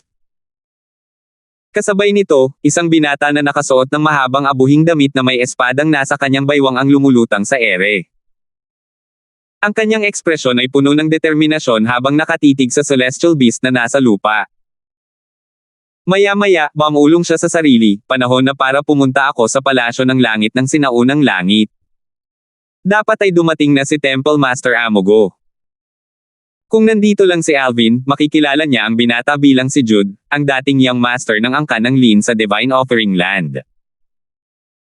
Nagawa niyang maiwasan ang kamatayan at makatakas patungo sa isang Devata realm sa tulong ng kaluluwa ng artifact ng kanyang kapatid na si Hana, matapos malipol ang angkan ng Ling. Dahil nasiliwan na ang mga daanan patungo sa Realms of Gods pagkatapos noon, nagawa niyang bumili ng oras para sa kanyang sarili. Sa paglipas ng mga taon, nakatuon lamang siya sa paglilinang sa iba't ibang Devata realms. Nakilala niya si Alvin sa Spirit Overarching Heaven noong wala pa ring kaluluwa ang 7 Orifices Exquisite Sword ni Alvin. Pagkatapos umalis sa Jude, iniwan niya ang Spirit Overarching Heaven noon, at nagtungo siya sa Jade Emperor Heaven. Kasunod nito, nagtungo siya sa ilan pang Devata realms. Nang magsimulang makatanggap ng mga aplikasyon ang mga title temple sa lahat ng 81 Devata realm para lumahok sa labanan ng mga henyo ng Devata realms, si Jude ay nasa Windprop Heaven. Kaya naman, nag-apply siya para sumali sa labanan ng mga henyo ng Devata realm sa title temple ng Windprop Heaven. Nang panahong iyon, napili si Jude na lumahok sa labanan ng mga henyo ng Devata realms kahit na pinigilan niya ang malaking bahagi ng kanyang lakas. Nakuha pa niya ang atensyon ni Amugo ng panahong iyon, na nagresulta sa pag-atake ni Amugo upang maramdaman ang kanyang lakas. Matapos makumpirma ang kanyang pakikilahok, sinabi niya kay Amugo na wala siyang balak na tahimik na maghintay sa Windprop Heaven's Title Temple hanggang sa araw ng labanan ng mga henyo ng Devata realms. Plano niyang mag-cultivate ng mag-isa sa Primeval Heaven at sinabi kay Amugo na makikipagkita siya kay Amugo sa Heavenly Palace ng Primeval Heaven pagdating ng oras. Iniisip ko kung sasali rin si Alvin sa labanan ng mga henyo ng Devata realms. Bahagyang may bahid ng kagalakan at pananabik ang makikita sa mga mata ni Jude sa sandaling ito. Ilang daang taon na ang nakalipas mula nang makita ko siya at si Sister Hana. Dahil sa kanyang talento at kakayahan sa paglilinang, sigurado akong mas lumakas siya kaysa dati. Umaasa akong makikita ko siya sa labanan ng mga henyo ng Devata realms. Malaki ang posibilidad. Tutal, ito lang ang pagkakataong makasali tayo sa labanan ng mga henyo. Kapag dumating na ang susunod na round ng labanan ng mga henyo, masyado na tayong matanda para sumali. Maaaring itago ng isang tao ang kanilang aura, ngunit hindi nila maaaring pekain ang kanilang mga buto. Kaya naman, mahirap pekain ang edad ng isang tao. Natural lamang na ang mga matatandang kaluluwang nagtataglay ng batang katawan ay hindi binilang. Gayunpaman, magiging patas pa rin ito dahil sa kabila ng kanilang kaalaman, hindi nila mapapanatili ang kanilang orihinal na mga cultivation base sa kanilang bago at mas batang mga katawan. Ang lakas ng kanilang mga kaluluwa ay mapipilitang tumugma sa lakas ng kanilang pisikal na katawan. Gayunpaman, dahil sa kanilang mayamang karanasan at kaalaman sa pakikipaglaban, sila ay naging nakakatakot na mga kalaban. Sa makatuwid, ito lamang ang pagkakataon na sina Jude at Alvin ay maaaring lumahok sa labanan ng mga henyo ng Devata realms maliban na lang kung mayroon silang mas batang katawan sa hinaharap para lumahok dito. Aalis ako papunta sa palasyo ng sinaunang langit sa loob ng ilang araw pa, sabi ni Jude sa sarili bago siya lumipad palayo sa bundok. Sa templo ng titulo ng langit ng Jade Emperor sa teritoryo ng Jade Emperor. Sasama kayong lahat sa akin sa palasyo ng langit ng sinaunang langit. Sana ay wala sa inyo ang magsawa kapag naroon tayo. Gamitin ang 6 na buwan na natitira para mapabuti ang inyong lakas para mas mataas ang inyong ranggo. Ang Temple Master ng Title Temple sa Jade Emperor Heaven ay isang matandang babae na nakasuot ng mahabang itim na roba. Siya ay payat at may palaging mabangis na ekspresyon sa kanyang mukha. Karamihan sa 19 na kabataang nakatayo sa harap niya ay agad natitingin sa kanya pagkasalubong ng kanilang tingin. Iilan lamang ang hindi natinag at nanatiling hindi naapektuhan. Medyo nasiyahan ang matandang babae sa mga reaksyon ng mga hindi natakot sa kanya. Ang maliit na grupong ito ng mga tao ay bahagi rin ng iilang nangungunang natatanging batang henyo sa langit ng Emperador ng Jade. Maya-maya, sinabi niya, "Tara na." Kasunod nito, kasama ang isang Vice Temple Master, pinangunahan ng matandang babae ang mga kabataan patungo sa isang transportation formation na magdadala sa kanila sa Primeval Heaven. Lahat ng natatanging mga henyo ay lalahok sa labanan ng mga henyo ng Devata Realms. Kung walang nangyaring hindi maganda, dapat ay naroon din si Alvin. Sa grupo ng mga kabataan mula sa Jade Emperor Heaven, may isa pang taong kilala rin ni Alvin. Isa siya sa mga nakamit ang pagsang-ayon ng matandang babae kanina. Ang taong ito ay walang iba kundi si Lizardo. Nang makilala ni Alvin si Lizardo sa teritoryo ng Darkland ng Jade Emperor Heaven, ang lakas ni Lizardo ay kapantay ng kay Alvin. Sa nakalipas na ilang daang taon, patuloy na pinagbuti ni Alvin ang kanyang lakas habang si Lizardo ay maingat ding nilinang ng Thousand Tribulation Sword Sect na may matibay na pundasyon. Bukod sa pag-aaral ng sikretong pamamaraan na muling lumitaw sa Thousand Tribulation Sword Sect pagkatapos ng 10,000 taon, umunlad din siya sa napakalaking bilis. Dahil sa kanyang talento at tagumpay, natural siyang napili upang lumahok sa labanan ng mga henyo ng Devata Realms. Samantala, hindi pa rin alam ni Alvin na makikilala niya ang higit pa sa isa sa kanyang mga kaibigan dito. Nakatuon siya sa pag-unawa sa kanyang batas ng kalawakan sa pamamagitan ng Supreme Powerhouse Divinity sa sandaling ito. Bukod doon, sinusubok niyang pagsamahin ang lahat ng kanyang lalim bago ipadala ang mga enerhiya nito sa kanyang espada habang nakikipaglaban siya, na lumilikha ng sarili niyang Dao. Ang pundasyon ng kanyang Dao ay ang Sword Dao ng kanyang Panginoon. Sa kasalukuyan, nalampasan na niya ang pinakamahirap na bahagi ng pagbuo ng sarili niyang Dao. 3,446. Papalapit ng papalapit ang labanan ng mga henyo sa Devata Realms, at lalong naging masigla ang palasyo ng sinaunang langit. Natural lamang, ang mga masiglang lugar ay ang lugar lamang kung saan nanunuluyan ang mga batang henyo at ang lugar kung saan nanunuluyan ang mga emperador ng langit at ang mga templo ng titulo. Ang iba pang mga bahagi ng palasyo ng sinaunang langit ay tahimik pa rin gaya ng dati. Gayunpaman, lahat ng nasa palasyo ng langit ng sinaunang langit ay inaabangan ang labanan ng mga henyo ng mga Devata Realm. Sa sandaling ito, sa malawak na kapatagan kung saan nanunuluyan ang mga batang kalahok, maraming tao ang nakatuon sa isang binata na kararating lang. Nagniningning ang kanilang mga mata habang nakatingin sa binata na narinig lang nila ngunit hindi pa nila nakikilala. Si Keith iyan. Siya ang tunay na disipulo ng Heavenly Emperor ng Constant Cloud Heaven. Nabalitaan kong isa na siyang nangungunang 3-star God of War kahit mahigit 800 taong gulang pa lamang siya. Balingkinita ng binata at mukhang mahina. Ang kanyang anyo ay androgynous at madaling mapagkamalang babae. Dahil sa kanyang mahaba at itim na buhok na nakaitim hanggang likod, kung hindi siya nakasuot ng damit panlalaki, maaaring mapagkamalan siyang babae. Kahit na mapagkamalan siyang babae, mapagkamalan pa rin siyang isang napakagandang babae. So siya si Keith. Kahit mahigit 800 taong gulang pa lang siya, isa na siyang 3-star God of War. Walang duda na mapapasok siya sa top 100 sa pagkakataong ito. Kung maswerte sana siya, ang labanan ng mga henyo ng Devata Realms ay magsisimula sa susunod na 100 taon. Sa panahong iyon, mas magiging malakas pa siya. Marahil, isa na siyang 4-star God of War sa panahong iyon. Bueno, wala nang magagawa tungkol dito. Ang mga labanan ng mga henyo sa Devata Realms ay nakatakdang mangyari kada 1,000 taon. Walang makakapagpabago nito.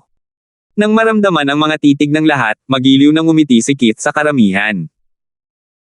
Ang kanyang kaakit-akit ng ngiti ay nakabihag sa maraming tao sa isang iglap. Ako. Bakit ba ako nahuhumaling sa isang lalaki? Lalaki ba talaga siya?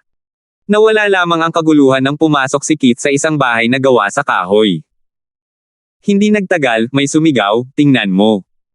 Si Felipe ba iyan, ang pinakamalakas na tao sa nakababatang henerasyon sa Heaven Grade Profound Dream Sect ng Pavilion Shaft Heaven.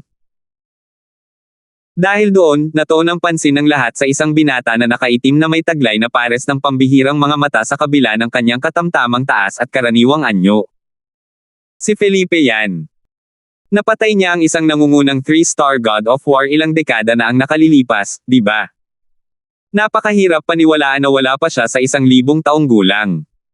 May mga bali-balita na isa na siyang 4-star God of War. Isang 4-star God of War. Madali lang naman siyang makapasok sa top 30, di ba? Mas nakakuha ng atensyon si Felipe kumpara kay Keith. Marahil, hindi siya kasing sikat ni Keith noon. Gayunpaman, matapos niyang mapatay ang isang nangungunang 3-star God of War, ang kanyang katanyagan ay tumaas ng husto. Sa katunayan, mas naging sikat pa siya kaysa kay Keith. Kung ikukumpara kay Keith, si Felipe ay medyo malayo sa iba. Hindi niya pinansin ang kaguluhan sa paligid at direktang pumasok sa isang bahay na gawa sa kahoy. Ang Profound Dream Sect na pinanggalingan ni Felipe ay mahusay sa mga ilusyonaryong pamamaraan. Kasama ang mahiwagang batas ng kadiliman, naniniwala akong si Felipe ang dapat na maging pinakamahusay sa paggamit ng mga ilusyon sa lahat ng kalahok sa Devata Realms, Battle of the Geniuses. Tama. Naiisip ko lang kung gaano siya kalakas. Tutal, hindi maraming tao ang kayang pumatay ng 3-star God of War gamit lamang ang mga ilusyonaryong pamamaraan. Huwag kang masyadong makasiguro. Napakaraming Devata Realms. Bukod dito, maging ang mga inapo at disipulo ng mga makapangyarihang ermitanyo ay lalahok sa labanan ng mga henyo ng Devata Realms. Hindi mo masasabi ng sigurado na siya ang pinakamahusay sa mga ilusyonaryong pamamaraan. Tama ka. Bukod dito, nariyan ang mga misteryosong batang henyo mula sa Title Temple. Hindi rin gaanong alam ang tungkol sa kanila. Kung iisipin mo, noong nakaraan, karamihan sa mga taong mahusay na gumanap noong labanan ng mga henyo sa Devata Realms ay hindi kilala. Habang dumarami ang mga kalahok, lalong naging masigla ang kanilang tinitirhan. Natural lamang na ang mga abalang nakikisalamuha at nagchichismisan ay karaniwang may katamtamang lakas. Hindi nila nilayo na mataas ang ranggo at lumahok lamang upang makisali sa kasiyahan at makakuha ng karanasan. Hindi na kailangang sabihin pa, ang mga taong ito ay itinuturing lamang na karaniwan sa mga bihirang henyo. Tutal, sila pa rin ay pinili ng kani-kanilang mga title temple upang lumahok sa Devata Realms, Battle of the Geniuses. Lahat sila ay may lakas na halos maihahambing sa isang may titulong Celestial Emperor. Kung hindi, hindi sila mapipili. Inisip ng mga karaniwang kalahok na mas mainam na makihalubilo at marahil, makilala ang mga nangungunang henyo. Tutal, wala namang pagkakataon na mataas ang kanilang ranggo sa labanan ng mga henyo ng Devata Realms. Mas mabuting ito na lang nila ang pansin sa pakikipagkita sa mga henyong ito na narinig lang nila ngunit hindi pa nila nakikilala. Kapag ang mga taong ito ay nasa kani-kanilang teritoryo, kadalasan silang kinaiinggitan ng iba. Sa kasalukuyan, sila ang naiinggit. Hoy! Si Zuriel Storm iyan, ang ikatlong tunay na disipulo ng Heavenly Emperor ng Spirit Overarching Heaven. Napalingon ang lahat sa isang matangkad at gwapong binata na may matipunong pangangatawan. Isa ng 4-star God of War si Zuriel Storm kahit wala pang 1,000 taong gulang. 20 taon na ang nakalilipas, may nakakita sa kanya na pumatay ng 2 3-star Gods of War nang magkakasunod sa 9 Serenities Battlefield. Bagamat hindi nagsanib puwersa ang 2 3-star Gods of War, pinapatunayan pa rin ito na si Zuriel Storm ay isang 4-star God of War. Kamangha-mangha. Kaya nga isa siyang tunay na disipulo ng isang emperador sa langit. Maya-maya lang ay may nagsalita, dahilan para agad na mag-iba ang direksyon ng usapan. Tungkol naman sa mga tunay na disipulo ng Heavenly Emperor, mas interesado ako sa tunay na disipulo ng Heavenly Emperor ng Solitary Destructive Heaven. Si Heavenly Emperor Berting ng Solitary Destructive Heaven ang pinakasikat na Heavenly Emperor ngayon. Nagulat ang lahat nang lumabas siyang ligtas mula sa Azrael at lalo pang nagulat nang tanggapin niya ang kanyang unang tunay na disipulo. Matapos lumabas mula sa impyerno ng Azure, umakyat siya sa ikatlong pwesto sa ranggo ng mga Heavenly Emperor ng Devata Realms. Tila malamang nakinilala ng Heavenly Emperor ng Primeval Heaven na dating nasa ikatlong ranggo ang lakas ni Heavenly Emperor Berting dahil hindi niya pinagtatalunan ang bagong ranggo. Si Senior Berting ay kilala rin bilang Invincible Sword Celestial sa Solitary Destructive Heaven. Gayunpaman, para sa mga mula sa ibang Devata Realms, kilala siya bilang isang maalamat na figure dahil inabot lamang siya ng halos 10,000 taon upang maabot ang ganitong kataas-taasang antas. Tama. Kung totoo ang mga chismis, natamo niya ang pagkadiyos sa loob lamang ng halos 10,000 taon. Iilan lamang ang may kakayahang gawin ito sa kasaysayan ng lahat ng Devata Realms. Iniisip ko kung dumating na ba ang tunay na disipulo ni Heavenly Emperor Berting. Sa oras na ito, ang mga naunang dumating ay nagsimulang magsipag-usap ng paisa-isa. Dumating na siya, pero hindi pa siya umaalis sa bahay na kahoy simula nang dumating siya. Ano ba ang ugali niya? Siguradong kahanga-hanga siya dahil tinanggap siya ni Heavenly Emperor Berting bilang kanyang tunay na disipulo. Natatakot akong mabaigo ka. Tinanggap lang siya ni Heavenly Emperor Berting dahil natagpuan niya ang pamana ni Heavenly Emperor Berting sa isang makamundong mundo. Masasabi mong napakaswerte niya. Malamang na nakaramdam ng sentimentalidad si Heavenly Emperor Berting at tinanggap siya bilang isang tunay na disipulo. Mahigit 600 taong gulang pa lamang siya ngayon. Kahit na lubos siyang may talento, gaano pa kaya siya kalakas? Imposibleng makamit ng isang napakabata ang kahit ano sa panahon ng labanan ng mga henyo sa Devata Realms. Dahil sa mga salitang ito, maraming tao ang natahimik. Hindi nila inaasahan na tatanggapin ng maalamat na emperador ng langit na si Berting ng Solitary Destructive Heaven ang isang taong hindi gaanong kilala bilang kanyang tunay na disipulo. Bukod dito, tinanggap lamang niya ang kanyang tunay na disipulo batay sa pagkakataon. Maraming tao ang bamaantong hininga sa pagkadismaya. Kung tutuusin, wala namang gaanong dapat asahan tungkol sa tunay na disipulo ni Heavenly Emperor Berting. Akala ko ang tunay na disipulo ni Heavenly Emperor Berting ay isang taong hindi kapanipaniwala. Sino ang mag-aakala na ganito pala ang kahihinatnan? Sayang naman. Salamat po at sinamahan ninyo ako. Ingat lagi mga master.